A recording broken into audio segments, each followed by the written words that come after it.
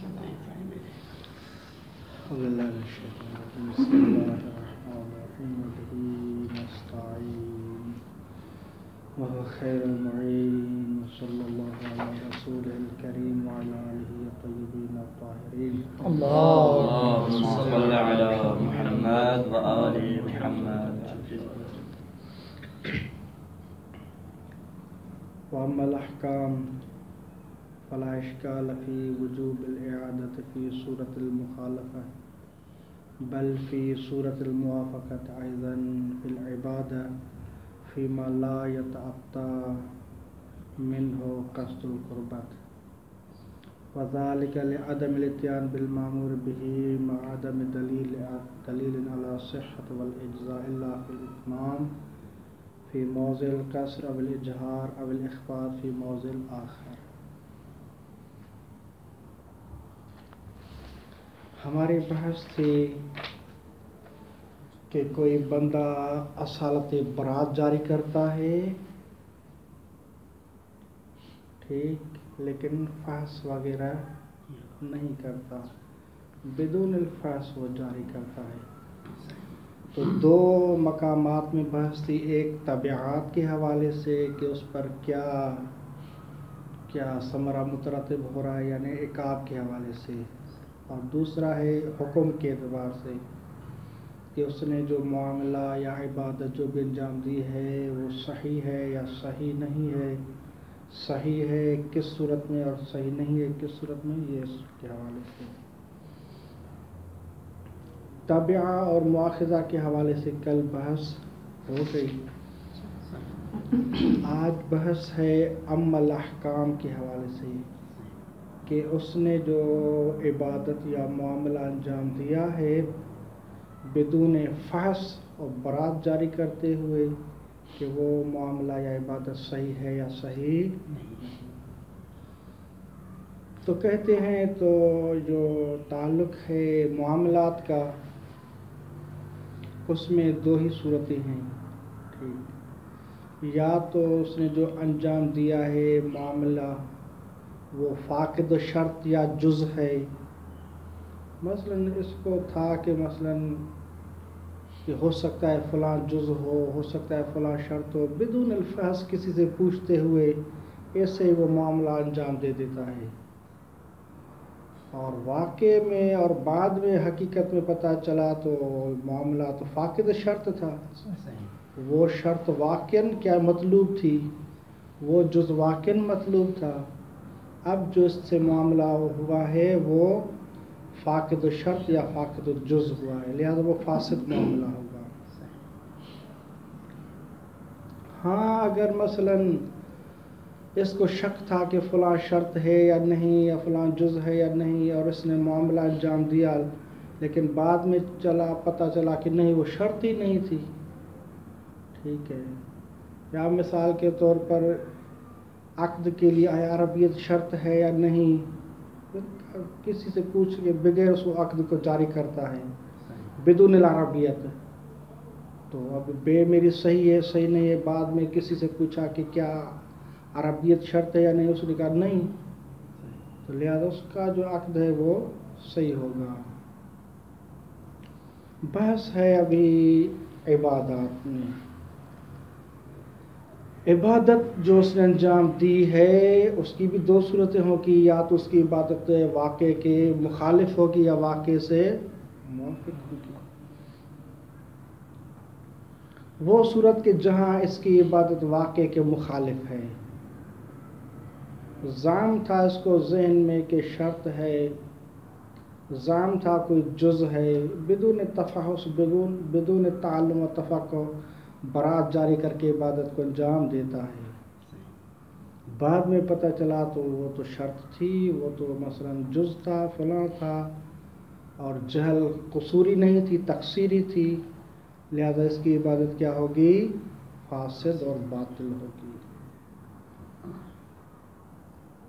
لیکن دوسری صورت میں کہ جب اس کی عبادت جو ہے مطابق واقع بن رہی ہے، یعنی وہ اجزاء و شرائط تام ہے اس عبادت میں، لیکن چونکہ اس سے مثلاً کیا وہ تردد تھا، شک تھا، مثلاً تفحص نہیں کیا، ایسے ہی کیا ہے وہ عبادت کو انجام دیتا ہے، لیکن بعد میں پتہ چلا تو واقعاً اس کی عبادت موافق واقع ہوئی ہے، تو اس صورت میں ایک صورت میں درست ہوگی اور ایک صورت میں درست نہیں ہوگی۔ ہم دیکھیں گے کہ قصد قربت اس کا مستقر ہے یا اس کا قصد قربت مستقر نہیں ہے۔ اگر وہ کسی جز و شرط میں تردد ہے کہ یہ شرط ہے یا شرط نہیں ہے، جز ہے یا جز نہیں ہے، اسی کے نتیجے میں قصد قربت بھی متردد ہو رہا ہے، اگر یہ صورتحال ہے تو پھر اس کی عبادت باطل ہوگی، کیونکہ عبادت میں قصد قربت کا ہونا ضروری ہے، اور اس کا جو قصد قربت ہے وہ مستقر ثابت نہیں ہے، وہ یعنی مردد ہے۔ لیکن اگر اس کا قصد قربت کیا ہے، وہ درست ہے، اور واقع میں بھی وہ عبادت کیا ہے، درست واقع ہوئی ہے، اجزاء و شرائط کے موافق ہے، تو اس کی عبادت درست ہوگی۔ بحث ابھی بعد میں یہ ہے کہ اس شخص کی جو صلات ہے مخالفت والی صورت میں، یا وہ صورت کے جہاں قصد قربت سے فاقد ہے اس کی عبادت،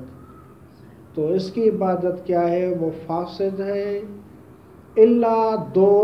موضع بتا رہے ہیں، دو یعنی مقام بتا رہے ہیں، وہاں عبادت درست ہوگی، اگرچہ واقع کے مخالف ہو پھر بھی کیا ہوگی، عبادت صحیح ہوگی۔ وہ ایک ہے کہ انسان قصر کی جگہ تمام پڑھ لیتا ہے، سفر میں ہے مثلاً، اور وہاں کیا اس کو قصر پڑھنا چاہیے تھا، تمام شروع تام ہے مثلاً، تو قصر پڑھنا چاہیے تھا، اس نے کیا کیا ہے، تمام پڑھ لی۔ وہکذا یہ مامور بھی ہے صلاۃ جہریہ کا، اجہار کرے،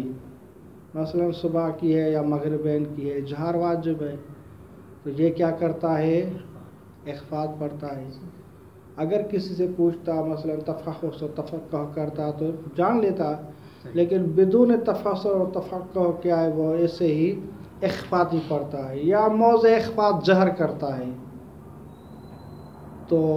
قصر والی صورت میں اور جہر و اخفاء والی صورت میں علماء کہتے ہیں کہ اس کی عبادت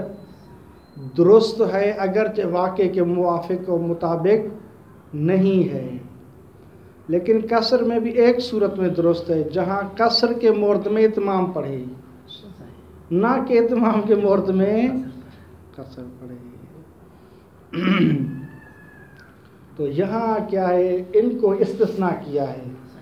عبادات میں مطلق حکم کیا ہوگا، اگر مطابقت نہیں ہے تو باطل ہے عبادت،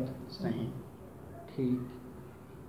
الا یہ مثلاً دو صورتیں، جہر و اخفاء ایک اور قصر والی، اس کے بعد ہے ان کل تو اس کو بعد میں پڑھتے ہیں۔ وَأَمَّا الْأَحْكَامُ فَلَا إِشْكَالَ فِي وُجُوبِ الْإِعَادَةِ فِي صُورَةِ الْمُخَالَفَةِ، تو کوئی اشکال نہیں ہے، یعنی یہ یقینی حکم ہے، فی وجوب الإعادہ کی اعادہ واجب ہے، فی صورت مخالفت کی صورت میں۔ اب یعنی یہ مطلق ہے، چاہے معاملات ہوں یا عبادات ہوں۔ بل فی صورت الموافقت ایضاً فی العبادت، لیکن عبادت میں صورت موافقت بھی وجوب اعادہ رکھے گی، یعنی معاملات میں وجوب اعادہ نہیں، موافقت کی صورت میں، مثلا اس نے عقد پڑھا تھا بے کا، وہ بدون العربیت تھا، لیکن بعد میں پتہ چلا عربیت شرط نہیں ہے، تو اس کا عقد موافق واقع ہے، تو اس کی معاملہ درست ہوگا۔ لیکن عبادت میں موافقت کی صورت میں اس کی کیا ہے، عبادت پھر بھی کیا باطل ہوگی اور اعادہ واجب ہوگا، لیکن وہاں بھی ایک صورت میں، فیما لا یتعطا منہ قصد القربت، جہاں اس شخص سے قصد قربت کیا ہے وہ صادر نہ ہوا ہو، قصد قربت اس سے متحقق نہ ہوا ہو۔ اب ہم نے کہا تھا کہ فلا اشکال فی وجوب الاعادہ، وجوب اعادہ اس پر حتمی ہے۔ وذالک، یہ جو وجوب اعادہ کے لیے ہم نے کہا تھا کہ لا اشکال فی وجوب الاعادہ لعدم اتیان بالمامور بہ، کیونکہ اس نے مامور بھی کو انجام نہیں دیا، چاہے معاملہ ہو یا عبادت ہو۔ مع عدم دلیل علی الصحت والاجزاء، اور ہم اگر دیکھیں تو اس کی عبادت یا معاملے کی درستگی کے لیے اگر کوئی دلیل خارجی ہوتی اور اس کو صحت پر حمل کرتی تو ہم نتبع دلیل، لیکن مع عدم دلیل علی الصحت والاجزاء، اجزاء و صحت کے لیے کوئی دلیل بھی نہیں تھی، تو ہم کیا ہے یقینی طور پر کہہ سکتے ہیں کہ اس کے لیے اعادہ واجب ہے۔ الا فی الاتمام فی موضع القصر او الاجہار او الاخفاء فی موضع آخر، مگر ہم یہ دو موضع کو استثناء کر رہے ہیں، یہاں وجوب اعادہ نہیں ہے۔ الا فی الاتمام فی موضع القصر، کہ انسان صلاۃ کو تمام پڑھتا ہے قصر کے موضع میں، او الاجہار او الاخفاء، یا اجہار کرتا ہے یا اخفاء کرتا ہے، فی موضع آخر، ایک دوسرے کی جگہ پر۔ فورد فی الصحیح، صحیح روایت میں آیا ہوا ہے، وقد افتا بہ المشہور، اور اسی کے مشہور نے بھی فتویٰ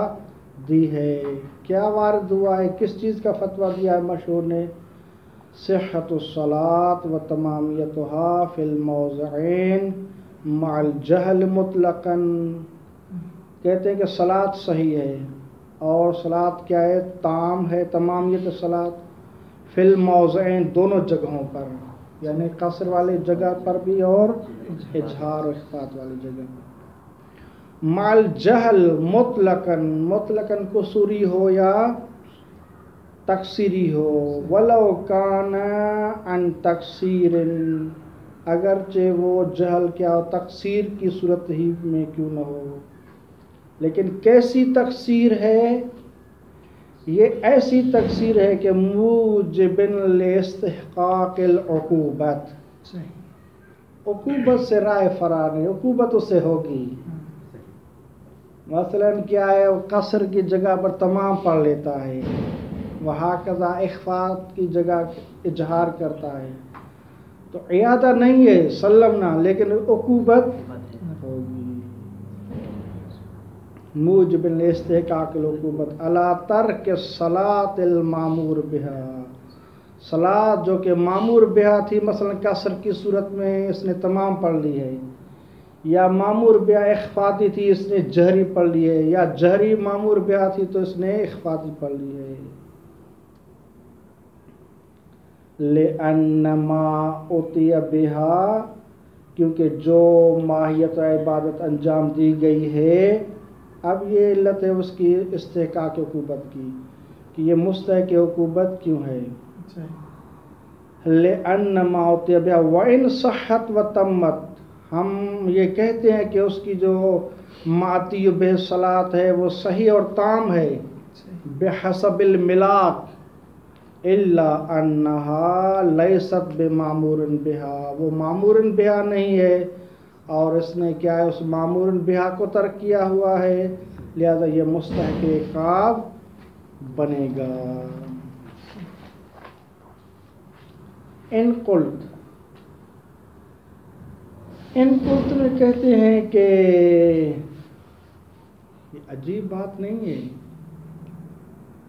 جس طرح کہ آپ نے مقولہ سنا ہوگا، ان کو صد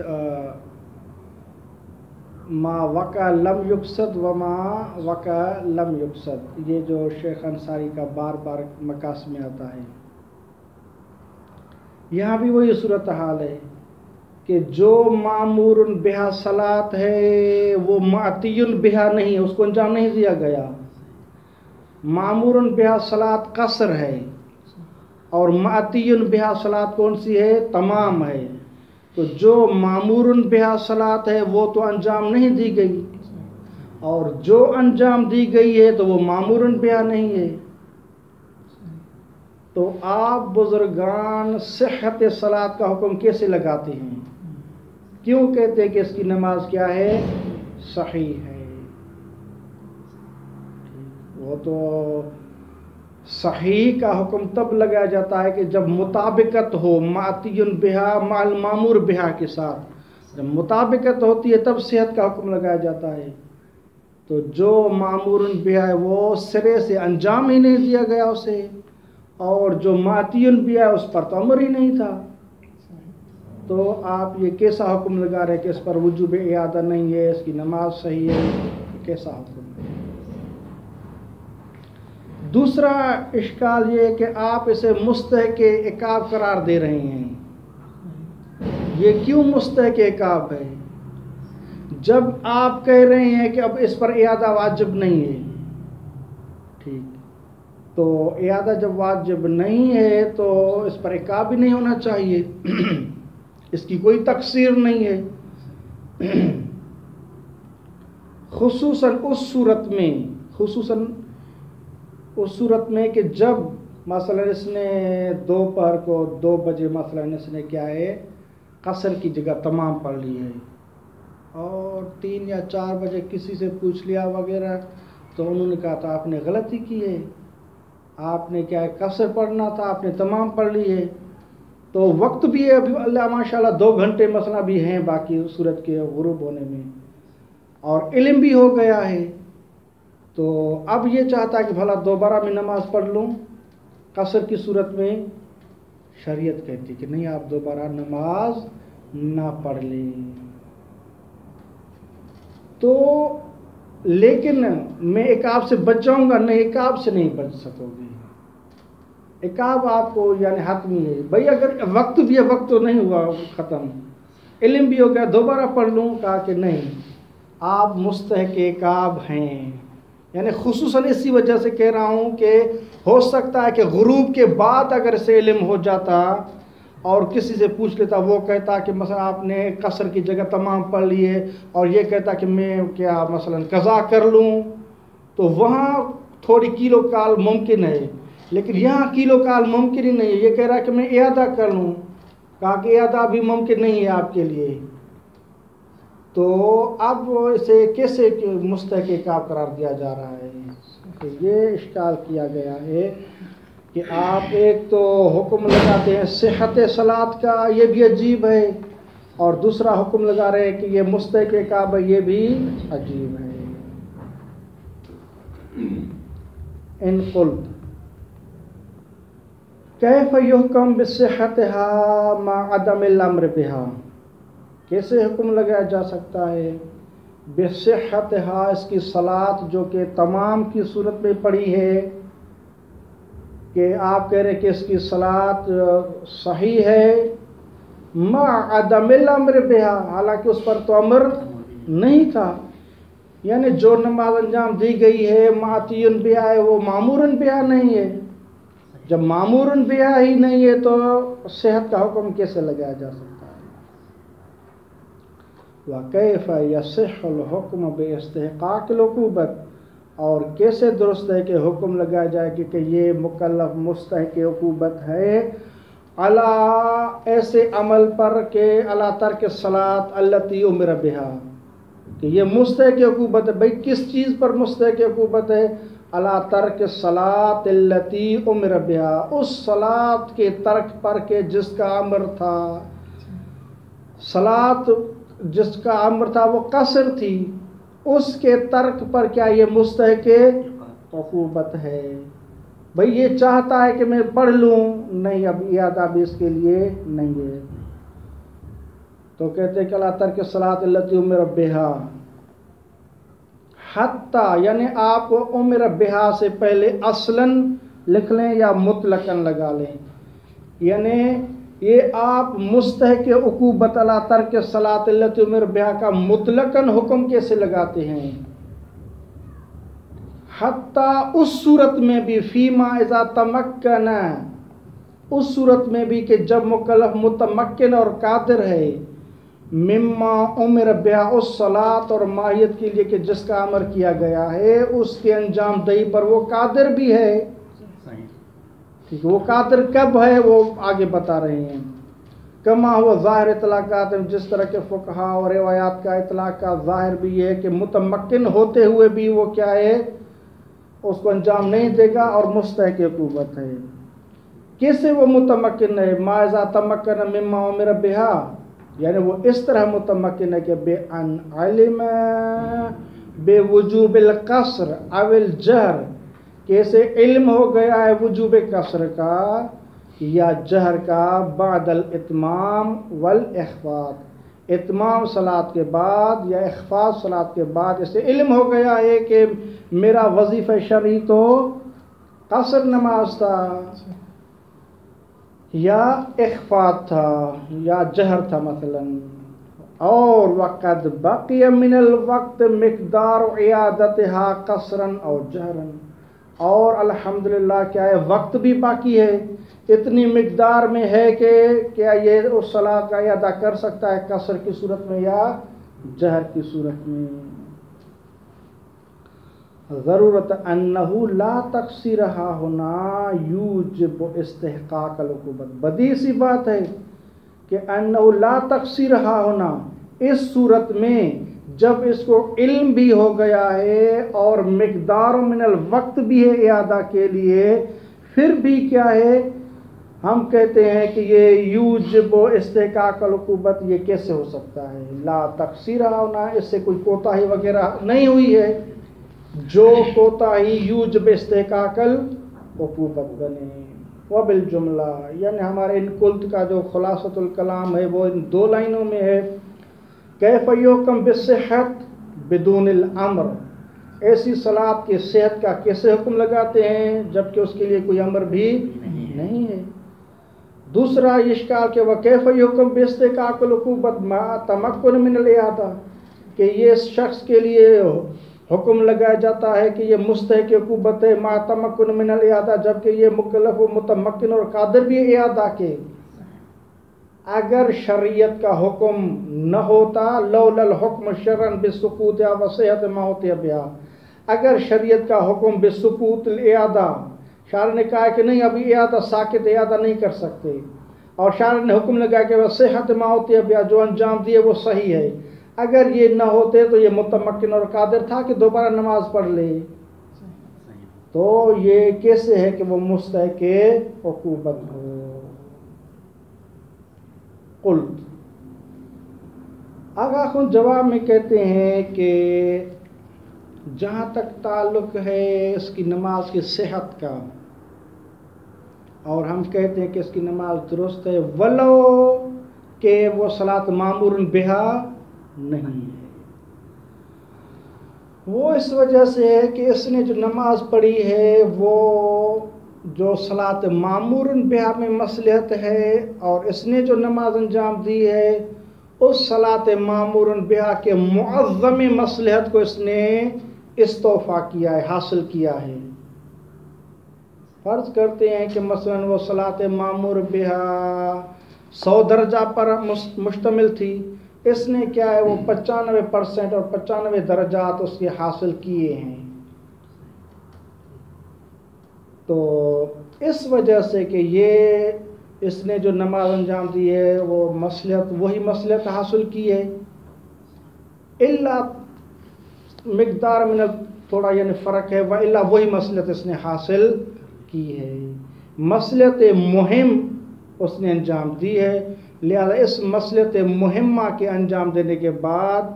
اب کوئی نوبت نہیں رہتی کہ اسے اعادہ کا حکم کیا جائے، کیونکہ واقع اور حقیقت میں اس کو یعنی ایک واجب ہے، ایک مصلحت کا کیا ہے وہ انجام دینا ہے، حاصل کرنا ہے، اور اس نے کیا ہے وہ ایک واجب یا ایک مصلحت اس نے استعفا کی ہے. لہذا دوبارہ اب اعادے کا کوئی اس کے لیے حکم نہیں ہے. ٹھیک، اب کہتے ہیں کہ ٹھیک ہے اگر یہ اس کی صلاۃ جو ہے وہ اتنی مصلحت کی حامل تھی تو شارع مقدس نے اس کا حکم کیوں نہیں کیا تھا؟ شارع مقدس اس کا حکم کرتے کہ آپ اس کو نماز اس کا صلات کو انجام دیتے تمام والی کو. کہا کہ وہ اس وجہ سے اس کا حکم نہیں دیا کیونکہ اس سے اتم مصلحت والی کیا ہے وہ موجود تھی. لہذا شارع نے کہا کہ اتم مصلحت والی کو انجام دیں. لہذا پہلے اولاً و بذات وہ واجب تھی. اگر نسیاناً جہلاً جہل تقصیری کی صورت میں وہ آپ اتم مصلحت والی انجام نہ دیں تو یہ بھی کفایت کرتی ہے. منتہا کیونکہ جہل قصوری تو نہیں ہے تقصیری ہے تو آپ نے جو مصلحت حاصل کی ہے اس بنا پر ہم دوبارہ اعادے کا حکم نہیں لگاتے لیکن وہ عقاب کا حکم ہوگا وہ بعد میں بیان کرتے ہیں. قلت تو پہلا جواب اشکال جو تھا آپ نے کیسے حکم لگایا ایسی صلات کا کہ جس پر امر ہی نہیں تھا. انما حکم بصحت یا حکمہ تو ہم کہیں گے کہ شارع مقدس نے حکم لگایا ہے یا حکمہ تو مجہول ہم کہیں گے کہ حکم لگایا گیا ہے صحت کا. کیوں صحت کا حکم لگایا گیا؟ لأجل اشتمالها وہ اس وجہ سے کہ وہ صلات مشتمل ہے علی مصلحت تامت لازمت الاستیفاء فی نفسها بذات خود وہ کیا ہے اس میں مصلحت تامہ ہے اور لازمت الاستیفاء یعنی اس کو حاصل کرنا لازم ہے. مہمت فی حد ذات بذات خود و صلات میں وہ مہم اور ضروری ہے. وَإِنْ كَانَتْ اگرچہ ہم تسلیم کرتے ہیں کہ دون مصلحت الجہر والقصر اس درجے کی اس میں مصلحت نہیں تھی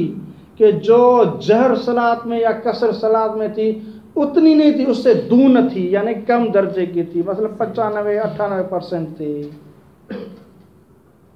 ٹھیک ہے اب کسی نے یہ توہم کر لیا کہ بھائی اتنی مصلحت کی حامل تھی تو اس پر امر کیا جاتا کہ آپ اس کو انجام دیتے مصلحت لازمہ اور تامہ ہے اس میں. وَإِنَّمَا لَمْ يُؤْمَرْ بِهَا اس صلاۃ جو انجام دی گئی ہے تمام کی صورت میں یا اخفاء کی صورت میں لم یؤمر بہا لأجل انہو امر وہ اس وجہ سے کہ شارع مقدس نے پہلے ہی امر کر دیا امر بما اس ماہیت کا امر کیا گیا ہے کانت جو صلات یا ماہیت واجدتاً لتلک المصلحت علی نحو الاکمل والاتم امر کیا گیا ہے بما یعنی ایسی صلات کی جو صلات کانت واجدتاً واجد ہے کس چیز کی واجد ہے اور حامل ہے لتلک المصلحت وہی مصلحت منتہا علی نحو الاکمل والاتم ہے اس پر امر کیا گیا ہے. اب مثال کے طور پر دو ماہیتیں ہوں ایک میں 98% ہے ایک میں کیا ہے 100% ہے تو لابد کہ اول و بذات امر کیا جائے گا جس میں 100 درجات ہیں اسی کا امر دیا جائے گا تو لہذا اسی کے ہوتے ہوئے اس کے مادون کے لیے امر کرنا درست نہیں ہے. وَأَمَّا الْحُكْمُ بِاسْتِحْقَاقِ الْعُقُوبَةِ تَمَكُّنَ مِنَ الْإِعَادَةِ اب کہتے ہیں کہ بھلا آپ نے کہا ہے کہ دوسرا جو جواب اس میں اشکال تھا کہ آپ اسے مستحق عقوبت قرار دے رہے ہیں وہ کیوں؟ وہ اس وجہ سے کہ اگرچہ ہم تسلیم کرتے ہیں کہ اس نے جو نماز انجام دی ہے وہ ایک مصلحت آور تھی ٹھیک لیکن اس کے انجام دینے کے بعد وہ مصلحت تامہ سے اب چھوٹ گئی ہے. مصلحت تامہ جو کہ 100% تھی اب 98% یا 95% اس نے کیا ہے وہ مصلحت انجام دی ہے. اب اس کے لیے دوبارہ انجام دینا کہ مثلا آپ وہ مصلحت انجام دے اس کے لیے کیا ہے وہ فاقد ہو گئی ہے. ابھی اسی کا وہ استعفا نہیں کر سکتا کیونکہ شارع مقدس نے ان اوقات میں ایک ہی مصلحت رکھی آپ کو ایک ہی مصلحت لینا ہے. جب آپ نے ادنا والی لے لی ہے مثال کے طور پر 98% والی تو ابھی وہ آپ سے چھوٹ گئی کیونکہ شارع نے ایک ہی دینی ہے ایک ہی دینی ہے اور شارع نے وہ دی تھی پہلے 100% والی وہ آپ نے نہیں لی اور کیوں نہیں لی تقصیر کی وجہ سے. اب وہ جو چھوٹ رہی ہے زیادہ زائد مصلحت وہ تقصیر سبب تھا لہذا تقصیر کی وجہ سے اسے عقوبت دی جا رہی ہے، اور اسے نہیں کہا جا رہا کہ آپ دوبارہ انجام دیں۔ دوبارہ اسی وجہ سے نہیں ہے جس طرح کہ کہا کہ وہ مصلحت اس نے حاصل کی ہے، اور عقاب اسی وجہ سے کہ وہ جو 2% یا 5% رہ گئے ہیں ابھی وہ اس کو استعفا نہیں کر سکتا، لہذا اب اسے کیا ہے عقاب دیا جا رہا ہے، ان تقصیرن سے چھوٹ ہو گئی ہے۔ اس کی ایک اچھی پیاری سی مثال دیتے ہیں تقریب ذہنی کے لیے، کہ ایک مالک کہتا ہے مثلا کسی سے کہ آپ اس باغ کو کیا ہے پانی دے دیں، لیکن اس باغ کو پانی دیں آپ نہر کے پانی سے، کیونکہ نہر کا پانی اس سے زمین کے لیے کیا ہے مفید ہوتا ہے۔ اس نے کیا کیا ہے کہ وہ کنویں کے پانی سے کیا ہے وہ پانی دے دیا ہے اس باغ کو، ٹھیک۔ تو بعد میں جو مالک آیا اس نے کہا میں نے تو آپ کو کہا تھا کہ آپ اس سے نہر کے پانی سے دیں، آپ نے تو کیا کیا ہے کنویں کے پانی سے دیا ہے، تو وہ اتنا زمین کے لیے مفید نہیں ہوتا۔ بہرحال جو غرض تھی اس باغ کی کہ وہ مثلا خشک ہو رہا تھا، ان پودوں کو پھلوں کو ضرورتی درختوں کو وہ پانی ان کو مل گیا ہے، اب اگر مزید انہیں پانی دیا جائے گا ہو سکتا ہے وہ اور ہی پانی زیادتی کی وجہ سے کیا ہے ختم ہو جائیں۔ تو ایک مصلحت ان کو کیا ہے پانی کی مل گئی ہے، لیکن اب کیونکہ وہ اعلیٰ درجے کی یعنی کہ غرض حاصل نہیں ہوئی کہ جو مثلا نہر کے پانی سے ملنی تھی، اس کی تقصیر کی بنا پر سے استحقاق عقوبت ہے۔ وَأَمَّا الْحُكْمُ بِاسْتِحْقَاقِ الْعُقُوبَةِ، جہاں تک تعلق ہے کہ ہم نے حکم لگایا ہے کہ یہ مستحق عقوبت ہے، مع تمکن من الاعادہ، حالانکہ یہ متمکن بھی ہے اعادے کا، تو وہ اس وجہ سے کہ فَإِنَّهَا یا فَلِأَنَّهَا، جس طرح کہ بعض بزرگان کہتے ہیں